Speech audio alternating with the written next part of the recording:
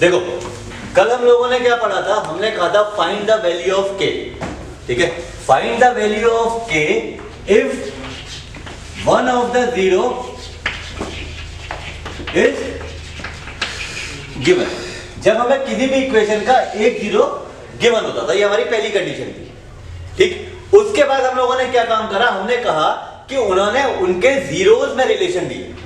ठीक है, जीरोज में रिलेशन दिए तो हमने क्या करा, हमने सिंपल सा एक क्वेश्चन लिया 2x square minus kx plus k plus 1 is equal to 0।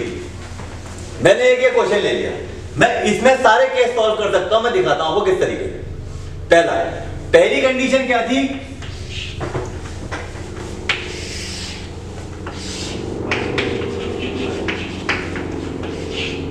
If 1 0 is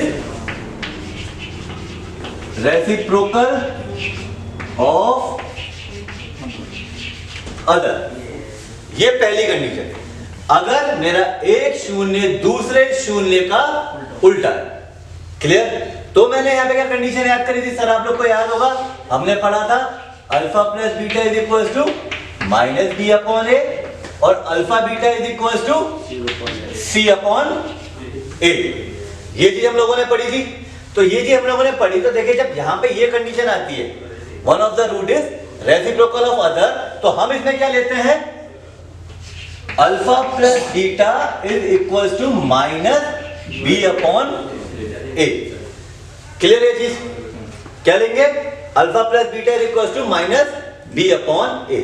क्यों ले रहे हैं, देखिए क्यों, क्योंकि अल्फा का वैल्यू क्या है मेरा ए और बीटा का वैल्यू माइनस ए। क्लियर, ये कंडीशन क्लियर। तो क्या आया सर, देखिए A minus A is equal to minus B upon A. B का वैल्यू क्या है माइनस के और ए का वैल्यू 2। ये कटा ये कटा, 0 is equal to minus minus k upon 2। तो के का वैल्यू क्या निकल के आया, 0।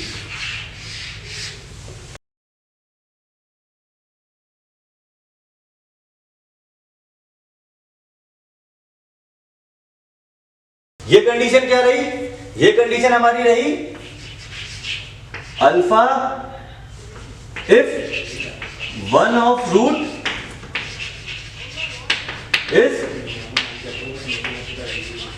Negative of other. क्लियर है ये कंडीशन।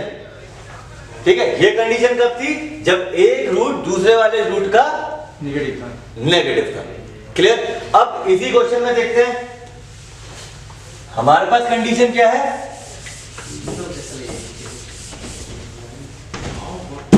देखिए इस क्वेश्चन में कंडीशन क्या है हमारे पास, if one of the zero is reciprocal of other. इसका मतलब अल्फा का वैल्यू ए और बीटा का वैल्यू 1 अपॉन ए। ठीक है, क्या चीज आई ये।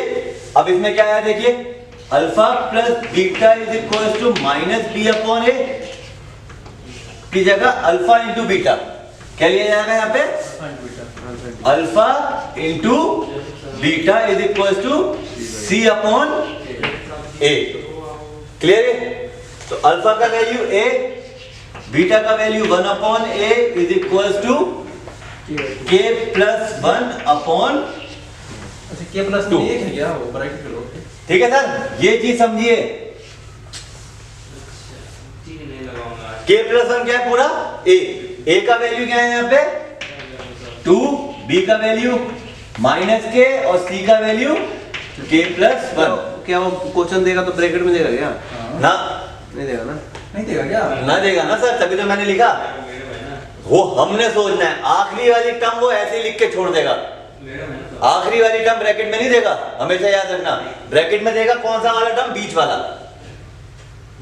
अगर यहाँ ब्रैकेट में देता तो बहुत अच्छी बात है, अगर नहीं दिया तो इसका मतलब क्या है कि ये k प्लस 1 एक वैल्यू। ठीक है, आ गया, ये कटा ये कटा। क्लियर।